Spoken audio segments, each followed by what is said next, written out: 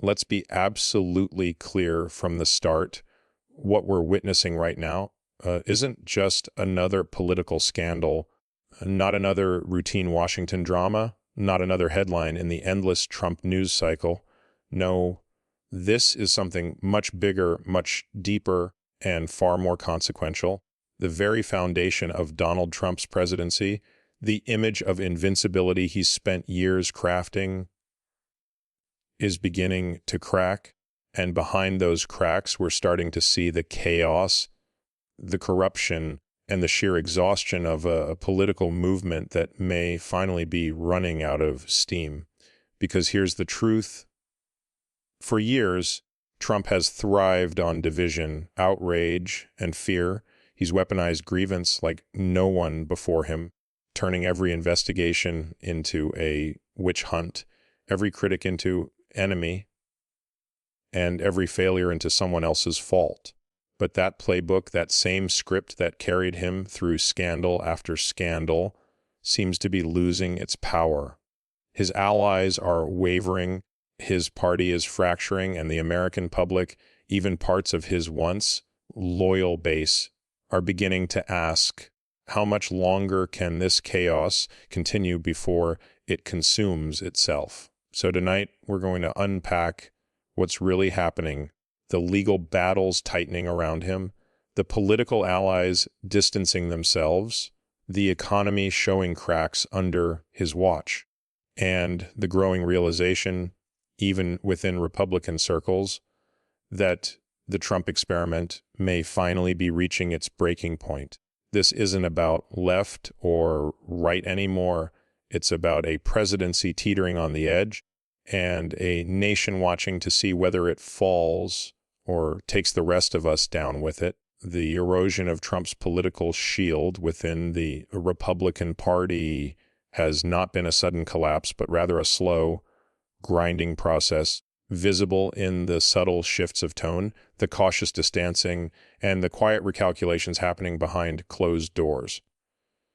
For years, Trump's dominance over the GOP seemed absolute, almost cult-like in its intensity. His ability to command the loyalty of voters and intimidate dissenters turned the Republican Party into a vessel for his personal agenda rather than a coalition of traditional conservatives. Yet power built on fear and spectacle is inherently fragile.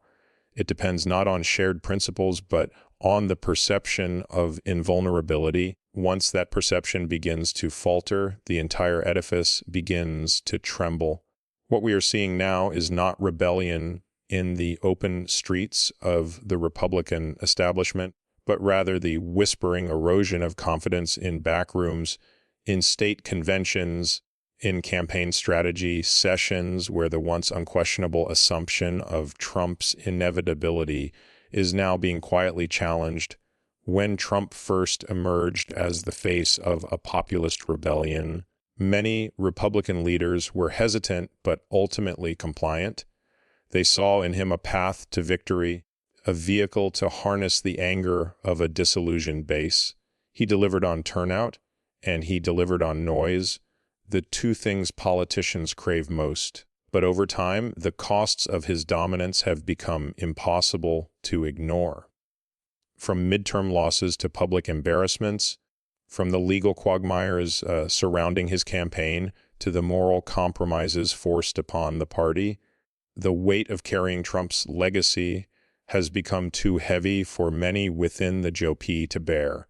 It's no longer a question of whether Trump can win. It's whether he can survive politically without bringing everyone else down with him. The calculus has shifted from blind loyalty to cautious preservation, and that shift speaks volumes about how fragile his shield has become in private conversations. Republican strategists now admit what was once unthinkable. Trump may be a liability. Donors who once wrote blank checks to super PACs supporting him are now diverting funds to alternative candidates or independent organizations focused on rebranding conservatism.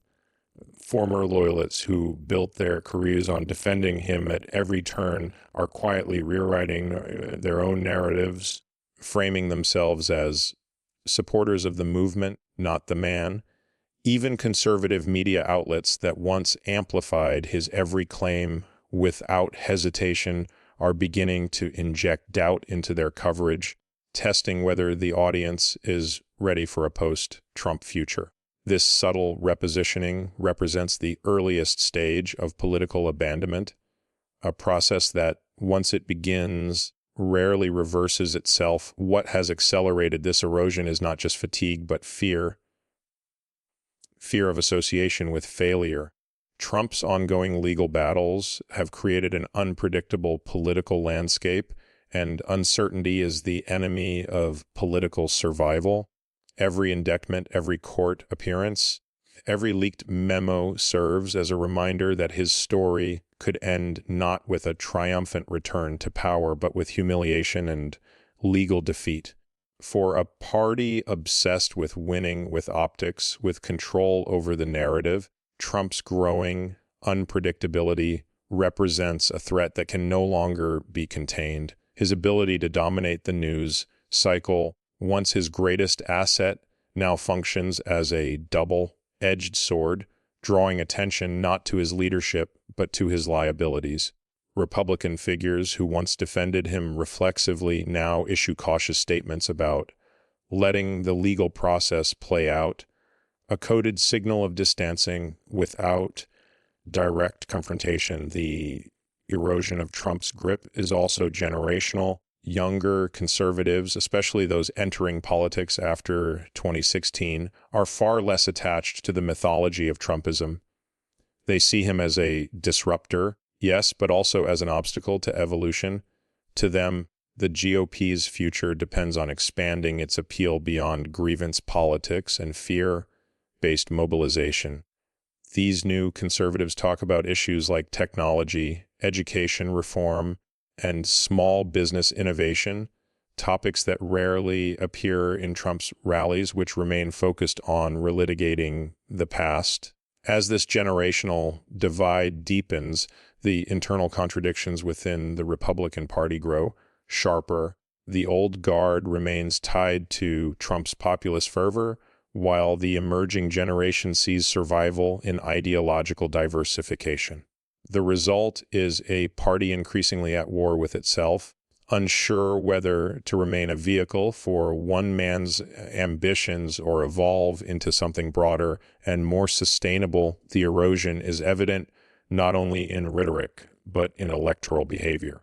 Local and state level candidates who once proudly branded themselves as Trump Republicans are beginning to omit his name from their campaigns. Focus groups reveal that while Trump remains popular among segments of the base independent voters, the key to any national victory, are increasingly alienated by his constant chaos and personal drama. Republican strategists have taken note. They understand that to win in swing states, to regain credibility among suburban voters, the party must project stability, not perpetual warfare. But Trump's presence makes that impossible. His political brand is inseparable from conflict, and conflict is what many within the party now seek to avoid. Even within Trump's inner circle, the signs of erosion are visible. Advisors who once spoke with unwavering loyalty now express exasperation in private. Some have resigned quietly, while others have shifted to shadow roles in think tanks or consulting firms, preparing for the inevitable power reshuffle once Trump's dominance wanes. These figures are not abandoning the populist message entirely, but attempting to reclaim it in a less volatile form.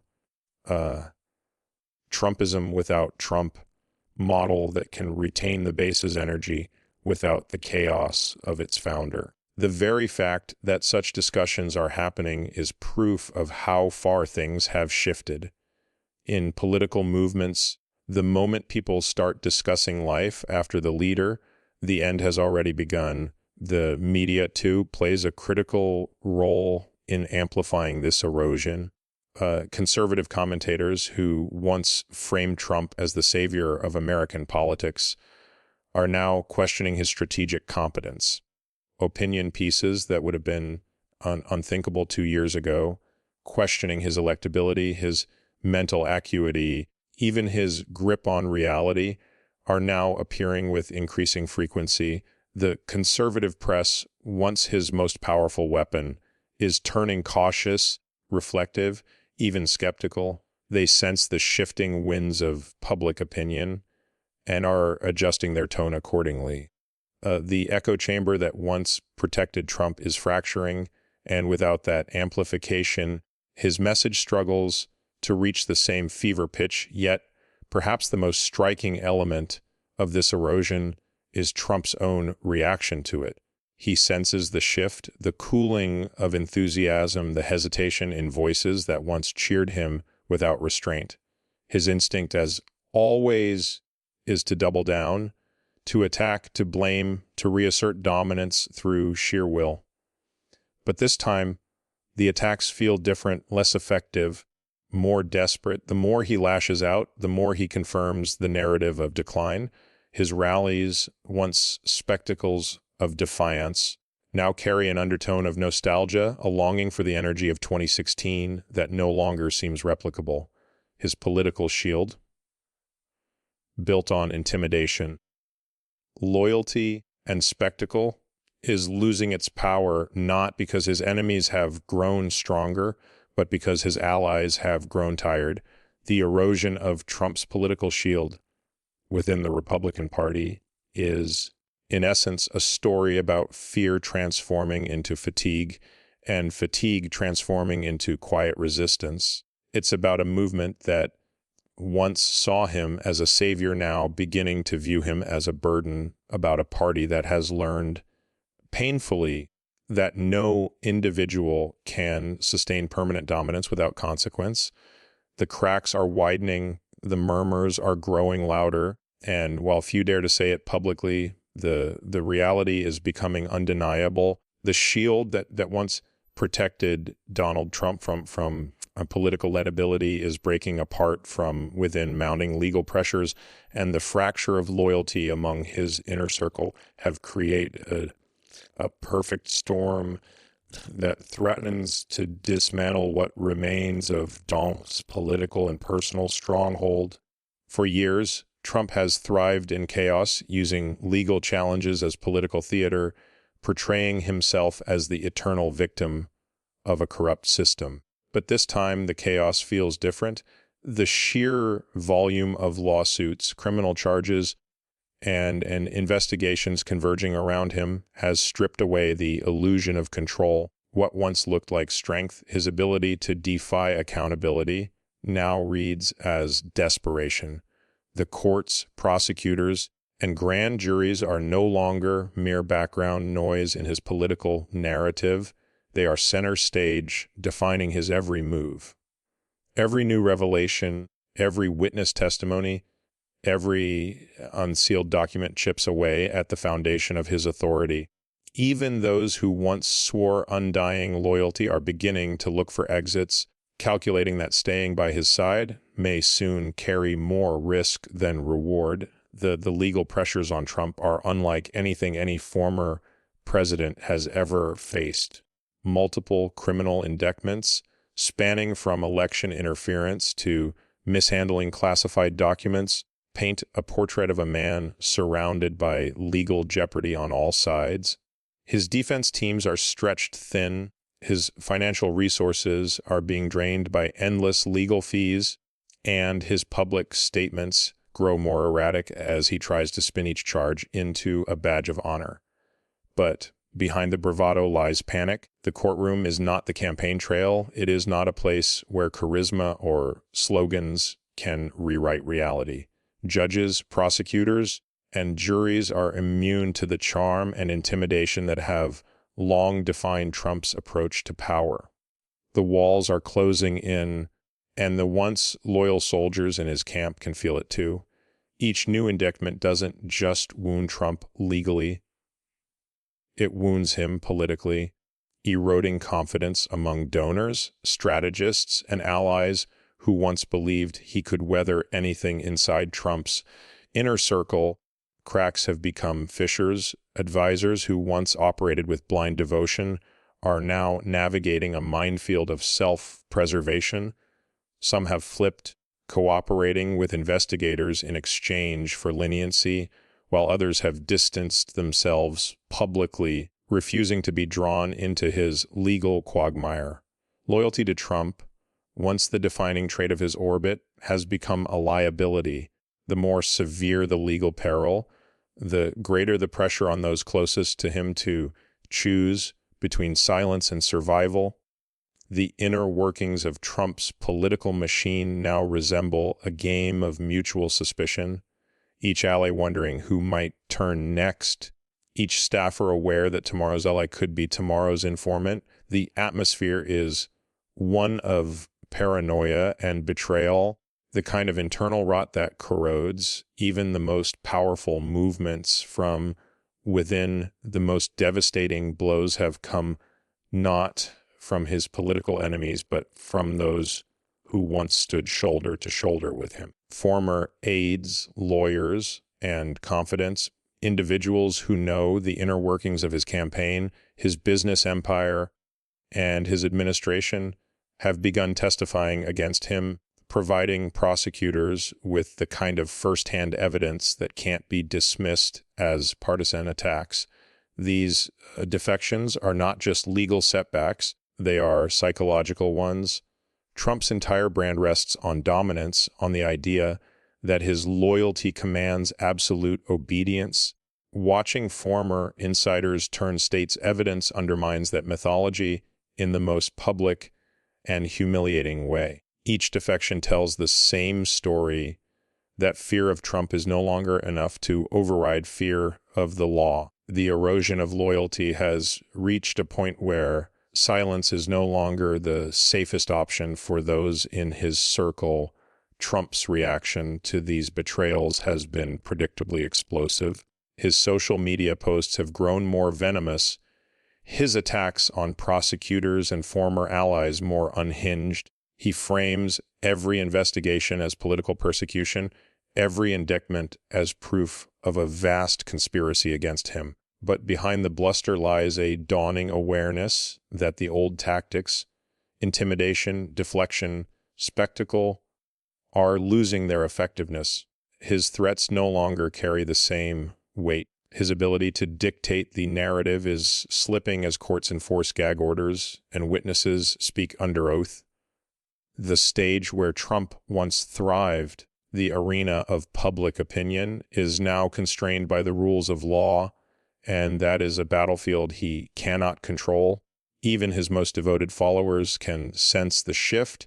What was once defiance now looks like damage control. What was once bravado now sounds like panic. The financial strain of these legal battles adds another layer of pressure. Millions of dollars are being funneled into legal defense funds instead of campaign operations. Donor fatigue is setting in, with major contributors quietly redirecting their money to other Republican hopefuls who promise the same policies without the endless baggage. The fundraising machine that once seemed unstoppable is sputtering. Trump's attempts to monetize his legal troubles by portraying himself as a martyr under siege are beginning to show diminishing returns. The spectacle of a former president facing multiple trials might excite his hardcore base, but for many conservatives, it has become exhausting. They want a candidate who can win, not one who spends his campaign calendar in and out of courtrooms. The psychological toll of this sustained pressure cannot be underestimated. Trump's leadership style has always relied on projecting invincibility. The appearance of strength was his greatest weapon. But the more the investigations pile up, the more that illusion fades. Each appearance in court, each mugshot, each public humiliation chips away at the aura of untouchability that once surrounded him. Within his team, the mood has shifted from defiance to dread. Conversations once filled with bold strategy now revolve around survival tactics. The campaign trail feels less like a march to victory and more like a desperate attempt to outrun the inevitable. The man who once dominated headlines by choice now finds himself trapped in them by circumstance. Meanwhile, the legal system grinds forward with methodical precision. Trump can delay, appeal, and attack, but he cannot escape. The investigations have momentum of their own now, fueled by evidence, testimony, and the steady hand of prosecutors who know they are making history. Each case represents not just a threat to Trump's freedom, but to his identity as the ultimate dealmaker, the man who always finds a way out. For decades, he has lived by the principle that rules are for other people. Now, those rules are catching up with him. The realization that he cannot control this process is something his ego cannot easily absorb. It is not just a legal defeat. It is a personal humiliation, a direct assault on the myth he has built around himself, even among his staunchest supporters. There are signs of hesitation. Some continue to defend him publicly, but confess privately that they are weary of the endless scandals. They worry about electability, about distraction, about what another Trump nomination might mean for the party's future. Others have started testing new alliances, attending fundraisers for rival candidates, or exploring the possibility of backing someone who can carry forward Trump's populist message without the legal chaos attached. This quiet drift away from him, accelerated by his legal woes, reflects a fundamental truth about political loyalty. It lasts only as long as power feels attainable. Once that sense fades, so does devotion. Trump's predicament is the product of years of impunity meeting the immovable force of accountability. His world has always operated on loyalty, intimidation, and performance, but the law operates on evidence, timelines, and truth. The collision between those two worlds has exposed the fragility of Trump's empire. The legal pressures have not only cornered him in courtrooms, but have also exposed the moral bankruptcy at the core of his leadership. His inner circle is shrinking, not because they've suddenly developed new principles, but because they've recognized a reality Trump himself refuses to accept, that the era of invincibility is over. Each new legal battle draws out the same pattern: outrage, denial, blame, and isolation, until what remains is not a movement bound by shared purpose, but a fragmented collection of former allies protecting themselves from the fallout of the man they once served. Economic strains and public fatigue, signaling the waning power of the Trump era, have become the quiet but undeniable forces reshaping the political landscape around him. For years, Trump's political identity has been anchored in the promise of prosperity, the image of a businessman who could steer America like one of his companies, balancing power and profit. That narrative, once central to his appeal, is now colliding with an economic reality that tells a different story.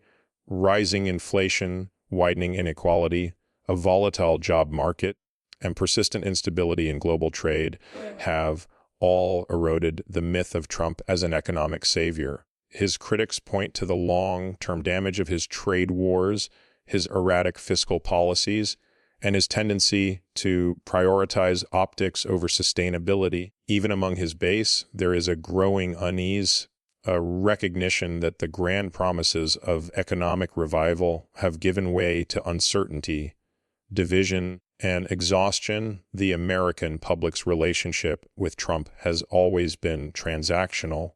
As long as the economy appeared strong, as long as wages were rising and markets booming, his unconventional leadership could be tolerated, even celebrated. But now, years of economic turbulence have dulled that optimism.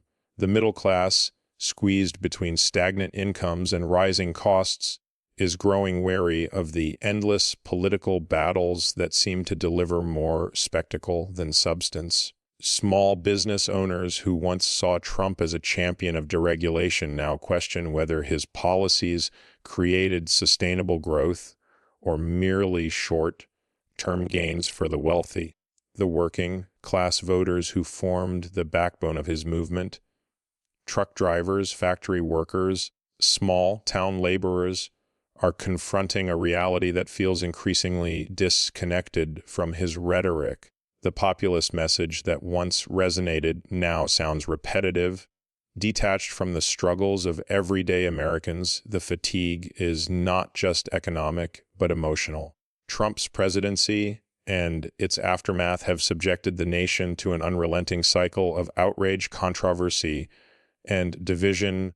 Every news cycle dominated by conflict, every speech designed to provoke, every rally serving as a reminder of the endless cultural battles he stokes. For many Americans, including those who once cheered him on, the fatigue has reached a tipping point. They are tired of the chaos, tired of the noise, tired of the constant state of emergency that seems to follow him wherever he goes. This exhaustion is not the fiery opposition of political enemies, but the quiet withdrawal of once engaged citizens who simply want peace, predictability, and focus on real issues like wages, healthcare, and education. That kind of fatigue is far more dangerous to Trump than open hostility because it drains the energy that sustains his movement. Economically, the cracks in Trump's image of prosperity are becoming impossible to ignore. The trade wars with China and Europe, once hailed as bold moves to protect American industry, left farmers and manufacturers facing retaliatory tariffs and unstable markets. His tax cuts, heavily weighted toward corporations and high-income earners, provided a temporary boost to the economy but contributed to ballooning deficits that now haunt fiscal policy. The deregulation spree, framed as liberation for businesses, often came at the expense of environmental stability, consumer protection, and long-term economic resilience. The aftershocks of those decisions continue to ripple through sectors of the economy, making it difficult for even sympathetic economists to defend his record as a sustainable model of growth. The global perception of Trump's economic leadership has also shifted. His America First agenda, while popular with nationalist factions, alienated key allies and weakened the international cooperation that once underpinned U.S. economic dominance. Trade agreements were torn up and replaced with unilateral deals that often lack stability or long-term benefit. As global markets evolve and other nations strengthen regional trade alliances, the United States finds itself in a more precarious position, less trusted, less predictable, and less central to the global economic system than it once was. This erosion of influence undermines the very image of strength that Trump once projected on the world stage, even his signature boast, that he could negotiate better deals than anyone else, now rings hollow in the face of evidence showing that his confrontational approach often backfired. At home, economic anxiety has translated into political skepticism. Voters who once saw Trump as the voice of the forgotten working class are asking harder questions about who truly benefited from his policies. The billionaire tax breaks, the corporate bailouts, the stock market obsession, all of it feels increasingly disconnected from the realities of ordinary Americans struggling with rent, groceries, and medical bills. The populist veneer that once made Trump relatable has cracked, revealing a man whose wealth and privilege insulate him from the very hardships he claims to fight against. As inflation continues to squeeze household budgets and job insecurity lingers, the promise of making America great again feels less like a rallying cry and more like a hollow echo of an era that never fully materialized. This growing disillusionment extends beyond economics into the cultural psyche. Trump's politics of grievance once offered a sense of identity and purpose to millions who felt alienated by globalization and cultural change. But over time, grievance without progress breeds despair. The endless battles against invisible enemies, the media, the deep state, immigrants, elites, have lost their galvanizing power. The narrative of victimhood that once unified his supporters now feels repetitive, even draining. People who once tuned in eagerly to his speeches now change the channel. The rallies that once symbolized unstoppable momentum now resemble nostalgic gatherings for a movement past its prime. The fatigue has become palpable, a sense that the drama never ends, but the results never change even within conservative circles. A new realism is emerging. Influential donors and strategists recognize that the political energy once fueled by economic optimism is dissipating. They see a base divided between those clinging to the past and those looking for a new generation of leadership. The conversation has shifted from how to defend Trump to how to move beyond him without losing his voters. This is perhaps the clearest sign of his waning power, when the machinery that once worked tirelessly to preserve his image begins quietly planning for his replacement. The economic arguments that once defined his appeal are now being reappropriated by other Republican figures who promise the same populist spirit with a more stable, forward-looking agenda. The media's treatment of Trump's economic record has evolved as well. During his presidency, coverage oscillated between fascination and outrage, amplifying both his claims of success and his critics' warnings of instability. But now, the tone has shifted toward analysis and accountability. Economists dissect the long-term consequences of his policies, while journalists uncover the disconnect between his rhetoric and the data. The myth of Trump as the ultimate dealmaker is being replaced by a narrative of recklessness, a man who governed the economy like a casino, thriving on risk and spectacle until the house of cards began to collapse. Each new report on job stagnation, debt increases, or market volatility reinforces the perception that Trump's economic legacy is not strength, but strain. Public fatigue with Trump's politics is now inseparable from fatigue with Trump himself. The same qualities that once made him magnetic, his defiance, his unpredictability, his relentless dominance of the media, have become liabilities. In an age of economic uncertainty, people crave stability, not spectacle. They want leaders who can lower the temperature, not raise it. Trump's inability to adapt, to evolve beyond his combative persona, has turned what was once his greatest strength into his greatest weakness. The public that once admired his fight now sees only the exhaustion that fight produces. In homes across the country, the name Trump no longer sparks excitement or outrage in equal measure. It provokes a weary sigh, a sense of déjà vu. This combination of economic strain and public fatigue represents the slow decay of Trump's influence, not a dramatic collapse, but a gradual erosion. His power was never just about politics. It was about emotion, identity, and performance. But emotions fade, identities shift, and performances grow stale. The same stage that once elevated him now exposes him. The voters who once believed he could fix everything now suspect he may have broken more than he built. The party that once revolved around him now orbits cautiously, aware that his gravity is weakening. And while Trump continues to project confidence, to promise comebacks and revenge, the signs are everywhere. The crowd's thinning, the applause fading, the narrative losing its force, that the Trump era, once so dominant, is quietly, steadily, and perhaps irreversibly coming to an end.